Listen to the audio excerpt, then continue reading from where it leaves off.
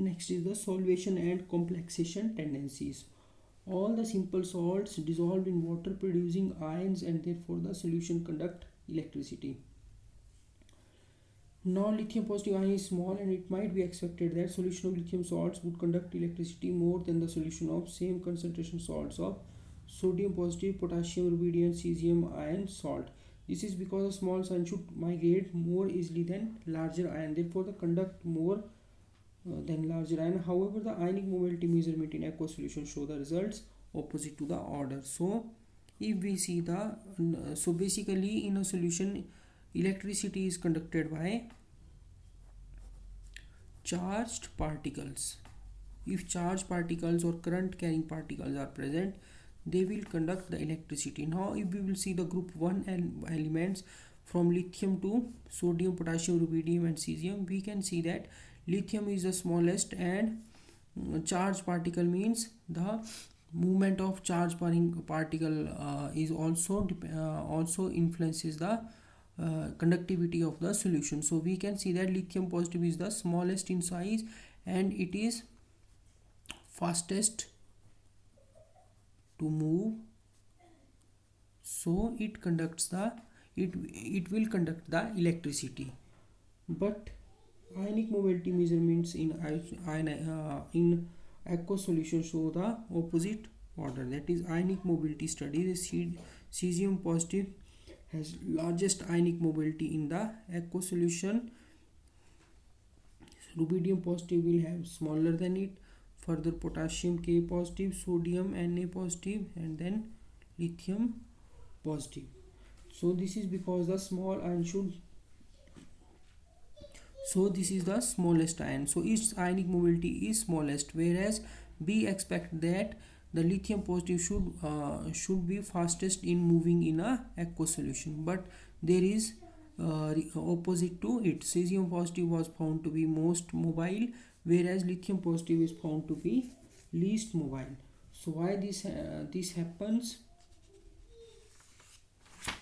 This happens because the main reason for this anomaly is that ions in solution do not exist as bare ions but are hydrated or solvent. So ions are not present in a solution as independently, as cesium will not present as cesium independently as in gaseous state. Gaseous state they are isolated, they are you know from the definition that in gaseous states molecules are far away from each other, they are independent, whereas in when we will keep these molecules or ion in some solution like in water, they are under influence of the water. Obviously they will try to react with the water. If water is available for them to react, so they will try to react with the water. So the main reason for this is the solvation. This reason for this opposite order is solvation. Solvation means when ion is present in solvent and it undergo reaction with the solvation. This is the reason for this ionic mobility. Some solvents molecules are attracted by metal ion, get bound to it, form a complex. This is called primary solvation cell, and the solvent molecule get directly coordinated to the metal ion. For example, lithium positive ion when present in aqueous solution, its primary solvation cell consists of 4 tetrahedrally arranged water molecules around lithium positive ion. So lithium positive ion when kept in water, it forms such a coordinated compound. It is a primary solvated cell. This is called hydrated ion and behaves as one entity. So now this lithium positive ion is present as this tetra aqua lithium positive cation. So now you can see that there be a size of this lithium tetrahydrated molecule will be larger as compared to the free lithium ion. So on the other hand, rubidium and cesium molecules form 6 coordinated shells having 6 water molecules. So rubidium and cesium similarly will form the 6 coordinated ion. Cesium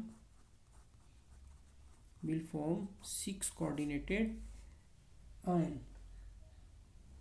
So in the primary shell, the solvent molecules are bound to metal ion by electrostatic force of attraction. So second point is beyond the primary solvation cell, Additional layer of the solvent molecules are bound to the primary shell, which further solvate the anion. This is called secondary solvation shell. So what is secondary solvation shell? Beyond the primary solvation shell, this kind of shell, additional layer of solvent molecules are bound to the primary shell, which further solvate the ion. This is called secondary solvation. So suppose this is the lithium ion. So water molecules are present around it. These are molecules of water and they form this primary solvated cell. Now secondary layer, other water molecules are also attracted toward the lithium and they will form the secondary solvation shell. The extent of secondary solvation appears to vary inversely with the size of bare ion. Thus, with the increase in the radii of the ion, the total hydration number, hydrated radii and hydration energies decrease. So thus the extent of hydration decreases from lithium toward the cesium. Now you got my point that the extent of hydration decreases from lithium toward the cesium. Why? Because the size of cesium is large and it doesn't form the secondary solvation shell. So as hydrated radii decreases, ionic mobility increases. So as the hydrated radii decrease, because lithium will form the secondary solvation shell also. So due to which its size becomes larger and its movement will become slow as compared to rubidium and cesium, because cesium and rubidium does not form the secondary solvation shell. They form the primary solvation shell with the 6 water molecule. So they are more mobile, and this is lithium which becomes less mobile. So therefore the ionic mobility of the cesium is largest and lithium is the least. Further, similarly, alkaline earth metal ion being smaller than the alkali metal ion are hydrated to a greater extent. This is not only because of their smaller size but also due to their increased charge, as alkaline earth metal exists as the di positive charge, for example magnesium or calcium. So alkaline earth metal exists as the bi positive cation. So as a result, the hydration energies of these alkaline earth metal ions are about 4 to 5 times greater than those of alkali metal ions. However, the hydration energies decreases down the group as the size of the ion increases. So this is the hydration energy. You can see the trend in the books. So further is the complexation of alkali metal ions by cyclic polyethers.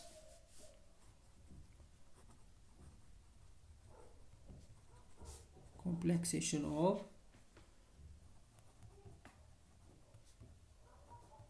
alkali metal ions by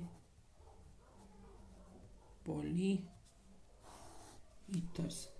So what are polyethers? Polyethers are, first of all you must know what are the ether. So what are ether? When such a linkage is present. This is ether, or you can draw it as in this mode. So these are ether. It means CH2 CH2 CH2 CH2 CH2. This means this molecule is larger and it has been broken from these two parts to show its structure. So these are called polyether, and these are also called crown ethers because of the crown shaped arrangement of metal complex. So these are also called crown ether because crown shaped arrangement of these ethers, cyclic crown ethers. So the stability of complexes was found to depend on the number or geometrical deposition of ether oxygen atom, and in particular on the size and shape of the coordination polyhedra relative to the size of the cation. So these are called crown ethers, and further their naming has been done as like cyclohexyl 18 crown 6. Cyclohexyl 18 crown 6 means this is cyclohexyl. This is molecule of cyclohexyl. Further it has been called as 18 crown 6.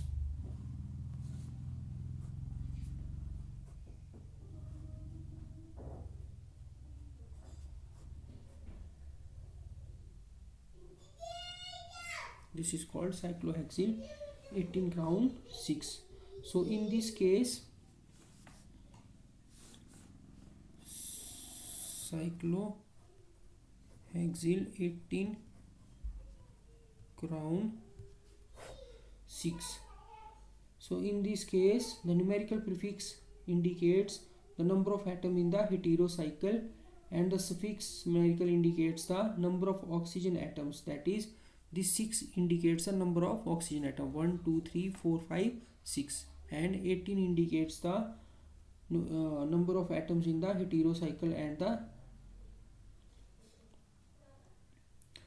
so this is called 18 crown 6. So alkali metal ion binds to these polyethers by filling the central cavity of cyclic polyether and trying to interact with as many as oxygen atoms as possible. So this is the cavity, and the metal ions tends to react with this free cavity alkali metal ions and try to settle here, and they try to react with the as many as oxygen atoms as possible. The strongest binding occurs when the metal ion fits nicely into the cavity. The bonding between metal ion and cyclic polyether is largely electrostatic. For a cation to be tightly bound in cyclic polyether, the size of the cation and the size of heterocyclic ring cavity size is important. So these are the crown ethers, and moreover there are other complexes of alkali metals and triptets that you can study yourself. So this completes our chapter of S block elements. So next time we will study the P block elements.